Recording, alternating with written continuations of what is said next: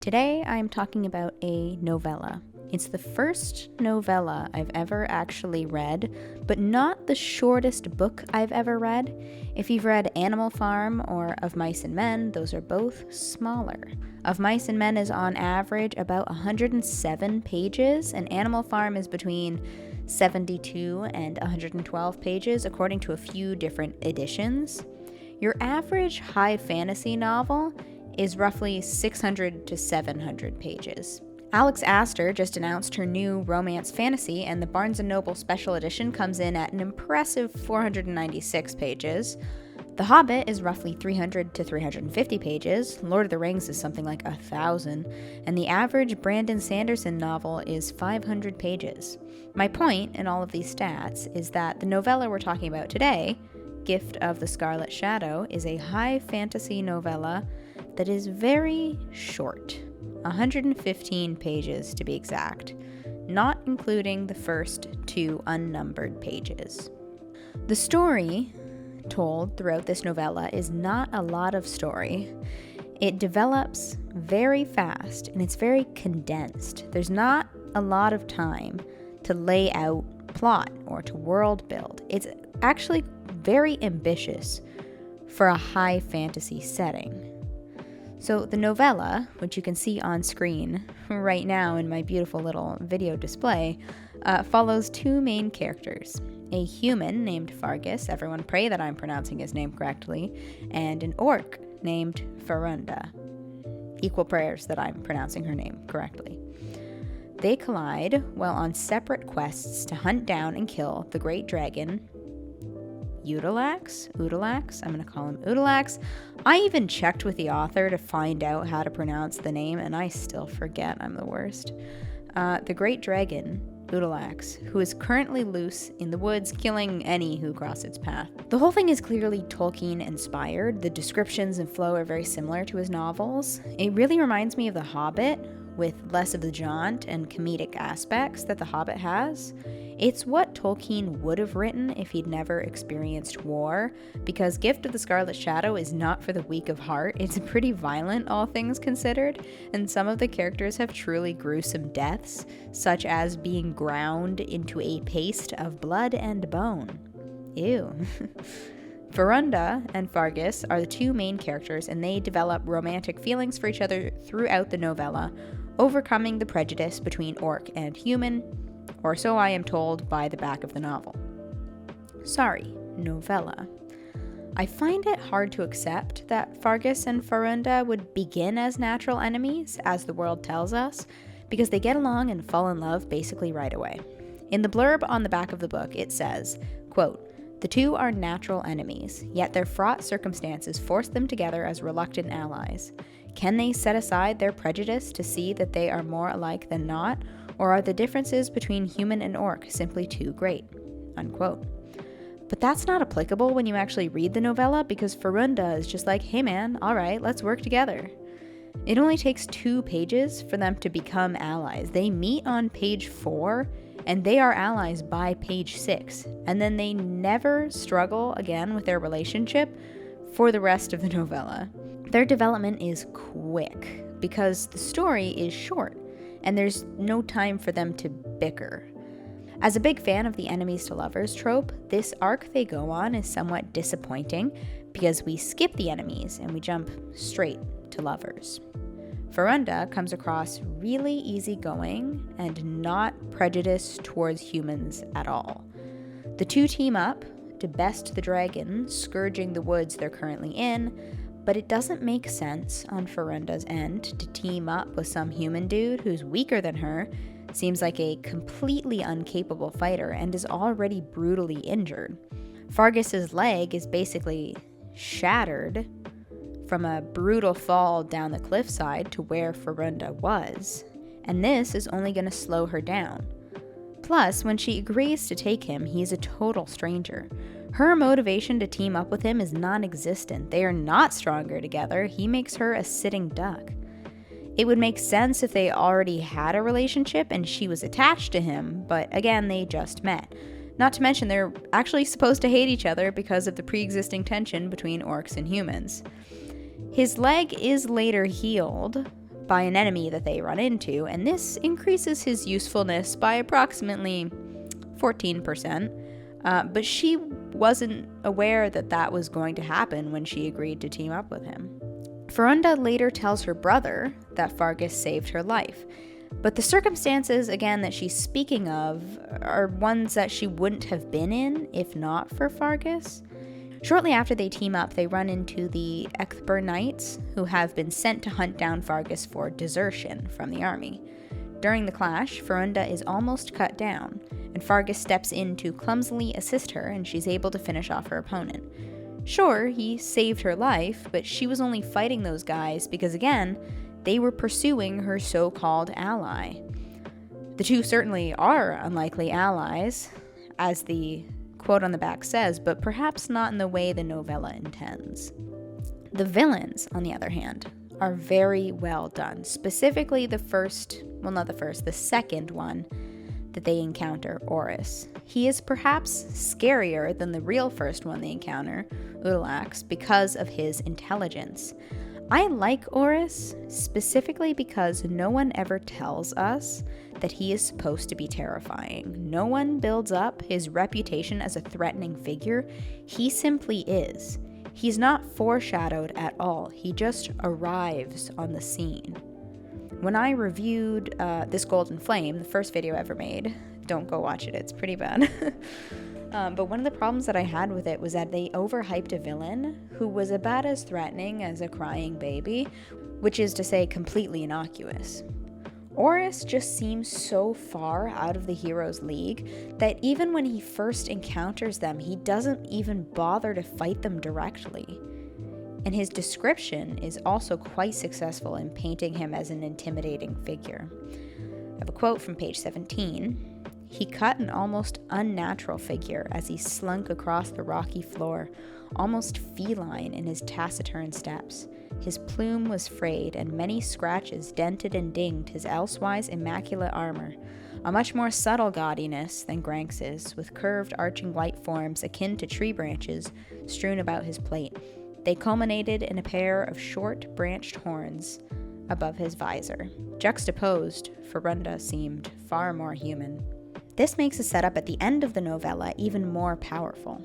At the end, Pop reveals additional villains set up against our heroes, conspiring behind their backs. Orus is seen kneeling before these conspirators, giving the reader the impression that the heroes are well and truly screwed now because the guy they couldn't even scratch before, he was just an underling to an even greater force. This is the same with Utalax, who's set up as a terrifyingly horrendous monster beyond the capabilities of the main character. It's actually a brutal moment when Ferunda and Fargus witness the dragon eating a soldier alive, and they consider for the first time what their fates may be if they commit to pursuing this beast. I have a quote from page 14. Utalax's cackling coo slowly ceased. It shifted, tightening its quarry into a more foul embrace. In an instant, the dragon's long, wormish tongue burst forth from the blackness of its maw. It was studded with uncountable black barbs, and Fargus judged it was nearly as long as the poor fool in the dragon's clutches. In one quick motion, the vile appendage engulfed the knight, rendering his screams a faint, horrified murmur. And then a little farther down, with a sickening pop and a shower of crimson ichor, or ichor if you please, Utalax tore its prize free of its inconvenient shell, the knight's torso free from the confines of his head and limbs. Now, despite this horrifying display, Utalax still ends up killed a little bit too easy. He's wounded at various points throughout the story until he's essentially weak enough for Fargus to kill. Ferunda also gets over the fear of him fairly quickly as well. It seems like she's terrified of facing him and ready to give up after seeing him dismember and eat a man alive. And then essentially in the next sequence, she's back to planning with Fargus about how to trap and kill him. Following this, the next character they encounter is Ferunda's brother, who's traveling with some other orcs as a sort of scouting party, quote from page 35. Scouting, for the most part, caught wind that the Helldrake was in the area, figured I might as well throw myself into the quest for glory, end quote. The arc he takes in the novella is interesting. He begins as just Farunda's loud elder brother, and he has a fondness for his steed. He basically sits Fargus down and gives him the "don't you dare hurt my sister, or rip your head off" talk, the one that the dad usually gives to the man courting his daughter. On this point again, the romance between our two protagonists just progresses so quickly. As fast as they became quote-unquote reluctant allies, they also became lovers. It's not just that it's been one day. I've read whirlwind romances that are well done and start over the course of one day. But with those, there's at least 100 pages of getting to know each other and becoming familiar. Lots of moments in maybe only 24 hours, and even then, a lot of romance cannot completely come to fruition in that initial time. The thing with this novella is that the whole thing is only 100 pages, 115 as I said at the beginning. It's just very short. And I'm not saying that Farunda and Fargus develop their entire relationship and are, thoroughly in love after 24 hours. They too have a little bit of time where they realize that they have feelings for each other, but the whole thing is just so quick because all of it only has 100 pages to happen. So after this conversation with Farunda's brother, there's really not much more of him until he, surprise, betrays them to the enemy because he's trying to be rid of Fargus. And there's no precedent for this betrayal. It comes out of nowhere. He seems very at ease with Fargus. He respects him. He allows him to travel alongside his scouting party and camp with them. The absence of foreshadow, though, is not my issue. You can have a character who gives a perfect performance suddenly turn traitor.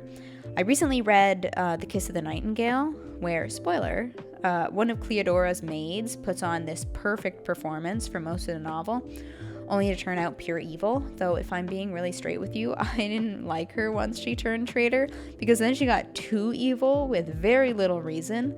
But we aren't talking about that book. My point is that it can be done. My problem with it in this novella is that I don't care. This traces back to my main issue with the story. It's just too short. I wish there was more. I don't care about this character. I'm not hurt by the betrayal. I only knew him for like 10 to 20 pages. Like, it doesn't matter to me if he's a traitor. I don't know his motivations. I have barely observed his relationship with his sister, so when he betrays the party, I'm not surprised. Should I be surprised? Maybe I would be surprised if I had known him for more than 100 pages, for 100 pages at least, but as it stands, who am I to say whether or not this is characteristic of him or not? I don't know his character. It's just so much lore. It's clearly trying to establish a lot. And a novella is a daring place to try and introduce such a complex fantasy world. Maybe if the story were less complex, there would be more space for lore, or vice versa. If it was just a taste of lore and most of the attention was paid to the story, things would be a little bit more balanced. Well, I do think the pace is excellent. So many things happen, and the details of this complex world are just a little lost at times. And I'm not even sure that so many things happen is the right thing to say. I think it's more accurate to say that so many things are going on in this world in the background. There's a lot of moving parts, and there's just not that much time for exposition. So while this novella gives me a taste, just like a small grasp of what the world has to offer, it's not enough for me. I turned the last page a little bit confused about what I just read and where the story could go from here besides the obvious villain setup. Like, I don't know if there are greater stakes. I don't know how this world operates. I don't know what the deal with the leadership in the world is, what the tensions between the people of this land are. I just wish there was more. Speaking of the villain setup, the end of the novella is really where things speed up and the details get confusing. In whole, the first 90 pages are easy to understand. I do wish there was more internal monologue from Fargus about his goals and why he's in the forest, especially at the beginning before he meets Farunda, because at the beginning, he's like sitting in the woods and he sort of just turns around and boom, there's a giant friggin' dragon there staring him down. And as the reader, you're a little bit confused. You're like, who is this guy? We're in the woods. Who's this friggin' dragon staring him down? And he runs. He runs away from the dragon. You find out later that he's actually hunting the dragon, and you're a little bit confused about why he would be surprised to see the dragon only a page beforehand if he's hunting him down. But aside from that, the beginning would just benefit from some time stretching through the addition of further details. And then at the end, a bunch of new characters are introduced. Seemingly a new setting, and some rapid-fire events take place that leave, again, the reader a little confused and displaced. When you try to shove so much extra into the last 5 pages, the content gets a little garbled, and the reader gets a little frustrated. Now here's my last point on this novella. Novellas are interesting. Specifically, what defines a novella? Because it seems to me that it's self-defined by the author. You may think novella is just a mini novel, diet novel, but at the beginning, you may recall that I mentioned many other novels that are shorter than this apparent novella. Stephanie Garber wrote a novella that goes with her Caraval series. It's on my shelf right now. I haven't read it yet. That's why I can say that this one, Gift of the Scarlet Shadow, is my first novella. But the one that Stephanie Garber wrote is a Christmas novella, and it basically does the opposite of what Gift of the Scarlet Shadow does. It has a world to play in that's been established by 3 novels that came before it, and it doesn't try to tackle anything serious. It takes an opportunity to show us a lighter side, a more domestic side maybe, to characters that we've gone through brutal hardships with. It reads like, well, I don't know how it reads because I haven't read it, but it appears like fan fiction, but written by the author. And I'm not sure I want to argue that this is the true purpose of a novella, to give insight into established characters, because I think that an author can use any form of writing they wish to express their story. I do want to reiterate what I've already said in this review, that the level of lore and complexity and just the world building is very ambitious to introduce in something so short as a novella. This story would kick ass as a full-length novel, and there's more than enough to the world and to the characters that could be expanded and fleshed out. The writing is very charming, and the diction, I think, is really great. I'm sure that's come across really well in all of the quotes I've read to you from the novella today. If you are interested in getting this novella and supporting a new Canadian author, you can see I wrote in the thumbnail and on my little screen that this is a new starting, I didn't write new, but this is a Canadian author. I'm actually going to link the Indigo page for it below, and I'm really, really excited for another book from the same author. So in closing, I'm actually going to read out my favorite quote from the novel, which I have not been able to stop thinking about since I read it. Quote from page 36, "The trio made little noise, save for Chorus, who could have been shot by a blind archer at midnight if he breathed any louder."